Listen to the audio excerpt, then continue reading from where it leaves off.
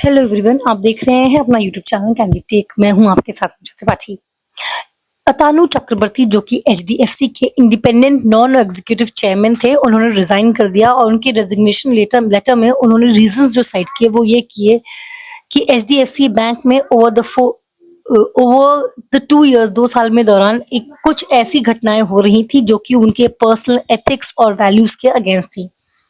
Independent chairman जो होता है या नॉन एग्जीक्यूटिव चेयरमैन जो होता है, वो बेसिकली उसका जो काम होता है वो होता है उसका कोई मटेरियल, फाइनेंशियल या फैमिलियल रिलेशन उसको कंपनी से नहीं होता है, और उसको अनबायस्ड एक ओपिनियन ओवरलुक करना, एक अनबायस्ड ऑब्जेक्टिव ओवरलुक ही suppose to keep on the company और शेयर होल्डर्स का इंटरेस्ट प्रोटेक्ट करना, बेसिकली एक अनबायस्ड ऑब्जेक्टिव ओपिनियन रखने के लिए, जिसका अपना कोई इन्वेस्टमेंट नहीं है उसमें, तो एक इंडिपेंडेंट न्यूट्रल तटस्थ एक ऑब्जर्वर वो होता है। So it is suppose to maintain the integrity and independence of the institution. और इंडिया में अक्सर नॉन एग्जीक्यूटिव चेयरमैन के जो चेयरमैन जो हैं, उनमें ये कमी बताई गई है कि they are not independent enough, they are not vocal enough, they are suppose to be sceptical and they are not sceptical enough. ऐसे में अतानु चक्रवर्ती का जो रेजिग्नेशन है वो एक तरीके से अच्छा भी है, क्योंकि उन्होंने यूजुअली जो रेजिग्नेशन लेटर्स होते हैं जो बोलते हैं कि I am resigning due to personal reasons और सम अदर कमिटमेंट, उसमें से he is not toeing the traditional line, he is actually telling कि उनको जिस तरीके से गवर्नेंस हो रही थी उससे सेटिस्फैक्शन नहीं थी, इसलिए उन्होंने रिजाइन किया। ऐसे में दो क्वेश्चंस आते हैं, एक, उन्होंने रिजाइन क्यों किया, और दो, क्या उनका उन्होंने जो स्टेटमेंट दिया दैट वाज नॉट क्लियर। उन्होंने एक लाइन ऑफ क्वेश्चनिंग, ये बोला कि ही वाज नॉट हैप्पी, लेकिन कंप्लीटली अनएम्बिगुअस वो नहीं थे। There is a certain unclarity and unambiguity regarding what led to his resignation, and इसकी वजह से एचडीएफसी के स्टॉक्स को अच्छा खासा धक्का पहुंचा है, डिस्पाइट द फैक्ट कि बैंक की गवर्नर्स एंड जो रेगुलेटर्स होते हैं सच एज आरबीआई, उन्होंने ये स्टेटमेंट दी कि everything is okay with the governance, and despite that HDFC के स्टॉक को अच्छा खासा शॉक लगा है। सो पहले तो ये जान लेते हैं कि आखिर क्यों रिजाइन किया अतानु चक्रवर्ती में। हालांकि एक क्लियर रीजन न किसी ने दिया है और ना ही देगा, एक सर्टेन क्लोक ऑफ सीक्रेसी इस रेजिग्नेशन के पीछे हमेशा बना रहेगा, लेकिन people talk and speculations churn, and इस केस में भी ऐसा हुआ है। कहा यह जा रहा है इट वाज वो पॉलिटिक्स जो टॉप लेवल पे होती है, स्पेशली जो वहां के सीईओ थे शशिधर जगदीशन एंड अतानु चक्रवर्ती, उनके बीच में उनके कॉन्फ्लिक्ट थे। दरअसल ऐसी 2-3 जगह थी जहां पे अतानु चक्रवर्ती ने काम किया, और that did not go down well with the CEO Shridhar Jagadeesan.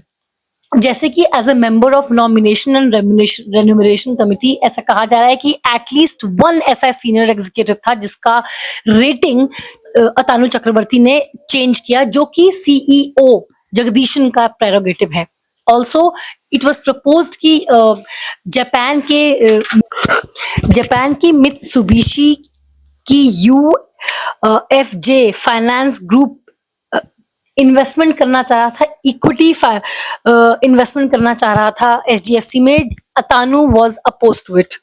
Further Sashidhar Jagdishan जो कि सीईओ हैं, वो चाह रहे थे कि फॉरेन लेंडर्स आए एचडीएफसी बैंक में एज अ स्ट्रेटेजिक पार्टनर। इसके भी खिलाफ थे अतानु चक्रवर्ती। उनका कहना यह था कि किसी भी फॉरेन एंटिटी की इन्वॉल्वमेंट नहीं होनी चाहिए एक इंडियन कंपनी में, और वो इनफैक्ट इसमें एक लैक इन्वेस्टमेंट में एक लैक ऑफ बिडिंग प्रोसेस नहीं था इन्वेस्टमेंट प्रोसेस में। जो इन्वेस्टमेंट हो रही थी, जो पोटेंशियल इन्वेस्टमेंट फॉरेन कंपनी की देखी जा रही थी, उसमें there was no bidding process.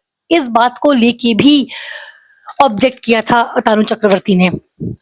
ये कुछ वजहें बताई जा रही हैं कि जो टॉप लेवल पे सीईओ के साथ अतानु चक्रवर्ती का क्लैश, उनसे आई टू आई न देखना, and also board members and CEO के बीच में क्लैश काफी चल रहा है एचडीएफसी में, और इसकी वजह से कहीं ना कहीं अतानु चक्रवर्ती ने रिजाइन कर दिया।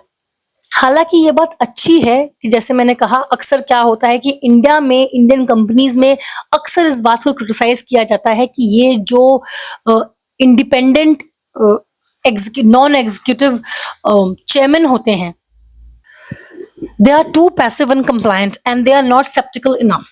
तो इस मामले में वो ट्रेडिशनली चुपचाप निकल जाने की जगह इन्होंने एटलीस्ट ये तो एक तो इस रेजिग्नेशन में इतना तो किया कि जो अब इंडिपेंडेंट डायरेक्टर्स हैं इंडिया में, they are not just ornaments. वो अपनी प्रोटेस्ट जाहिर करेंगे and they will be more non compliant and instead personal reasons and other commitments की जगह वो अपनी जो डाइसेंट है वो रजिस्टर कराएंगे। तो ये एक अच्छी बात है, लेकिन दरअसल उन्होंने रेजिग्नेशन में अपनी रेजिग्नेशन की वजह बहुत क्लियर नहीं की है। It has been ambiguous. तो एक तरीके से ये होता है ना, अगर आप कोई चीज बोल रहे हैं लेकिन अधूरी बोल रहे हैं तो उसका भी नेगेटिव इम्पैक्ट हो सकता है। आपने ये तो बोल दिया कि गड़बड़ है, लेकिन क्या गड़बड़ है? ये रेजिग्नेशन, सिर्फ रेजिग्नेशन दे देने से कि यहाँ गड़बड़ है, इससे ये आपने so there is no transparency. So इसके साथ हमको ये तो एक अच्छी न्यूज ये है कि अब जो ये इंडिपेंडेंट चेयरमैन हैं, they are not willing to be just ornaments and be compliant with whatever is being done. They don't, वो सिर्फ एक ट्रॉफी चेयरमैन या डोरमैट की तरह नहीं रहेंगे, जो कि अक्सर इंडिया के independent chairman, non executive chairman के बारे में क्रिटिसाइज किया जाता है। तो it marks a shift.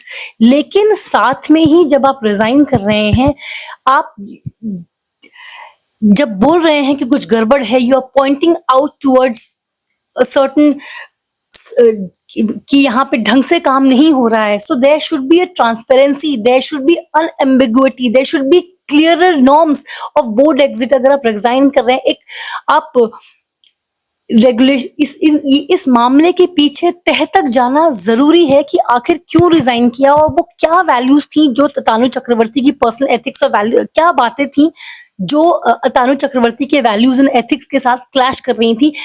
Clarity and independence and trust बहुत जरूरी है, क्योंकि बैंक्स में इंसान अपना हार्ड अर्नड पैसा रखता है और इनकी गवर्नेंस एकदम अनकॉम्प्रोमाइज्ड होनी चाहिए। सो इस पूरे एपिसोड से हमको ये लेसन लेना होगा कि नॉट जस्ट सेइंग कि कुछ गड़बड़ है, लेकिन वो गड़बड़ क्या है उसको एड्रेस करना और उसको ट्रांसपेरेंटली एग्जिट करना, ताकि जो फेथ है इन्वेस्टर्स का वो बना रहे। ऐसे इस पूरे मामले को हैंडल करना चाहिए। It is an uncomfortable movement for corporate India, लेकिन इस अनकंफर्टेबल मूवमेंट को we should use it for positive gains, क्योंकि ये वैसे भी बहुत ही अनकंफर्टेबल टाइमिंग पे आया है। हमारी ऑलरेडी इकोनॉमी जो है वो मिडिल ईस्ट के क्राइसिस की वजह से झेल रही है। एंड एचडीएफसी खुद भी, जो मर्जर उसका एचडीएफसी लिमिटेड से हुआ था, उसकी वजह से गेन्स काफी लिमिटेड ही रहे हैं, कुछ खास फायदा उससे निकल के आया नहीं है। तो ऐसे में ये एक स्कैंडल नहीं है पूरी तरीके से, लेकिन फिर भी जो ये एपिसोड है, इट्स नॉट एक्चुअली एचडीएफसी के रेपुटेशन पे या गवर्नेंस पे बहुत अच्छी लाइट में नहीं है। एचडीएफसी के लिए को बहुत अच्छी लाइमलाइट में नहीं पेश करता है। सो इस समय जो इंडिपेंडेंट रेगुलेटर्स हैं, एचडीएफसी की गवर्नेंस है, उसको इस बात को मद्देनजर रखना चाहिए कि इस बात को वो push it under the carpet या पेपर ओवर करने की जगह they should actually go into an inquiry कि क्या वजहें थी रेजिग्नेशन की एंड उसको कैसे हैंडल किया जाए, रिजॉल्व किया जाए फॉर द फ्यूचर। आज के लिए इतना ही, मुझे दीजिए इजाजत। ऐसे टॉपिक्स पर चर्चा के लिए बने रहे मेरे चैनल कैंडिड टेक के साथ। इस वीडियो को लाइक करें, शेयर करें, इस वीडियो पर राय जरूर दें, मेरे चैनल को प्लीज सब्सक्राइब करें। सी यू नेक्स्ट टाइम।